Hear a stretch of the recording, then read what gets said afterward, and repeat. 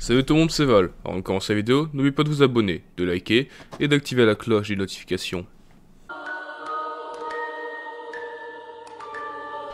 C'est l'histoire de Lucas.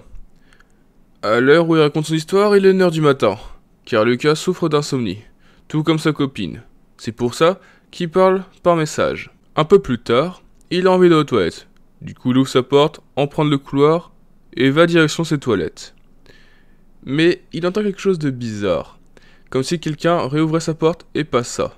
Il n'était pas très surpris, car ça lui arrivait déjà plusieurs fois. Comme il dort très peu, il pense que c'est la fatigue qui lui joue des tours. Juste après avoir entendu la porte s'ouvrir, il entend des bruits de pas dans son couloir.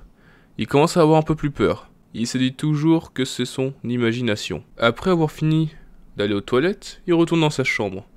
Entre-temps, il ne s'est rien passé, donc il est rassuré et se dit juste que c'était dans sa tête. De retour dans sa chambre, il se pose sur son lit et prend son téléphone pour regarder des vidéos. Et comme il est très maniaque, il touche à tout. Il commence à longer les murs de sa chambre en touchant le mur. Et puis d'un coup, il commence à prendre une serviette et à tirer dessus. Et à remarquer qu'elle s'afforçait beaucoup. Du coup, il continue à tirer dessus, pensant que c'était un objet lourd qui la coinçait. Mais plus il tirait, plus la serviette résistait. Il voit qu'il n'arrive pas à tirer la serviette. Du coup, il tire de plus en plus fort. La serviette résiste de plus en plus. Et d'un coup, il tombe en avant, comme si la serviette avait tiré vers le sol. Il comprend pas. Il dit qu'il y a sûrement quelqu'un. Mais il fait genre qu'il y a personne. Et du coup, il prétend à la soi-disant personne qui retourne aux toilettes. Il prend son téléphone et en partant, il ferme la porte à clé. Arrivé dans ses toilettes, il appelle la police. Quelques minutes plus tard, la police arrive devant chez lui. Pour limiter le bruit, il tire la chasse. Après, il ouvre la porte à la police et la police rentre chez lui. Entre-temps, il est parti dans ses toilettes, s'enfermer. La première fois, un policier l'a appelé pour lui dire de sortir de ses toilettes. Mais il ne l'a pas cru, car il croyait que c'était l'homme qui était caché dans sa chambre. Quelques secondes plus tard, une femme est venue, il a dû sortir. Du coup, il a eu confiance, car il savait que c'était pas l'homme qui était caché chez lui. Ils sortent et la police lui dit de sortir de chez lui, pour lui expliquer quelque chose. La police lui explique s'il voulait voir l'homme en question. Lucas a refusé, car il voulait pas mettre un visage sur cette personne. Et la police lui explique que c'était un homme qui n'avait pas de casier tout à fait lambda, mais qui était dépressif, et qui voulait commettre un meurtre avant de se suicider. Lucas est toujours traumatisé par cet événement. Depuis, il va voir un psy. Et ne s'est jamais remis de cet événement.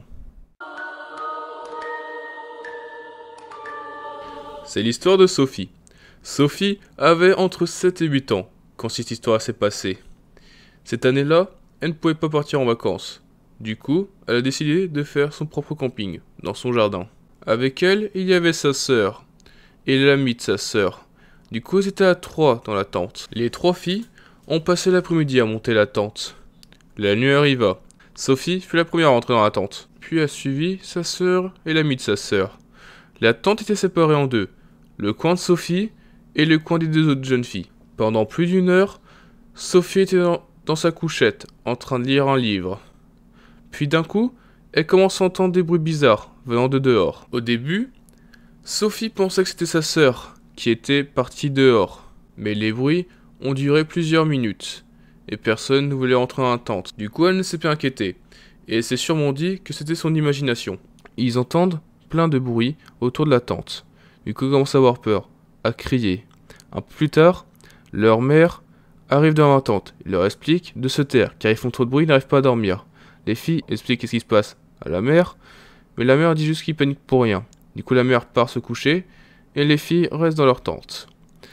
Ils n'ont très peu dormi de la nuit, car ils entendent encore des bruits chelous. Le lendemain, d'autres membres de leur famille sont arrivés. Ils ont donc expliqué leur histoire, mais personne ne les croyait. Ils pensaient juste qu'ils avaient peur. Du coup, le cousin qui était censé dormir dans la maison a décidé de dormir dans la tente pour les rassurer. Et ces nuits-là, rien ne s'est passé. Du coup, la nuit d'après, ils ont dormi qu'à 3. Ils étaient rassurés, mais quand même peur. Et avec eux, ils avaient pris un grand bâton assez solide. Ils dorment, et puis d'un coup, dans la nuit, ils entendent encore le même bruit de pas. Mais cette fois-ci qu'ils approchent vachement de la tente. Et puis, quelque chose tape la tente. Les filles commencent à crier, ils ont peur. prennent le grand bâton et tapent vers où la personne tape. Et puis d'un coup, ils entendent aïe. L'homme s'est mis à partir en courant. Ils sont restés quelques minutes cachés dans leur tente, car ils avaient peur. Mais après avoir su que l'homme était parti, ils sont directement partis dans la maison, ont réveillé leurs parents et leur expliqué ce qui s'est passé. Les parents ne les ont pas cru. Du coup, ils sont décidés d'aller dehors et voir ce qu'il y avait. Mais il n'y avait rien. Du coup, ils sont rentrés chez eux et leur expliqué qu'ils n'ont rien vu. Après ça, ils ont décidé de dormir dans la chambre des parents. Depuis ce jour, Sophie n'a plus jamais fait de tente, car elle a toujours peur qu'il y ait quelque chose de ce type-là. J'espère que la vidéo vous aura plu. N'oubliez pas de vous abonner, de liker et d'activer la cloche des notifications.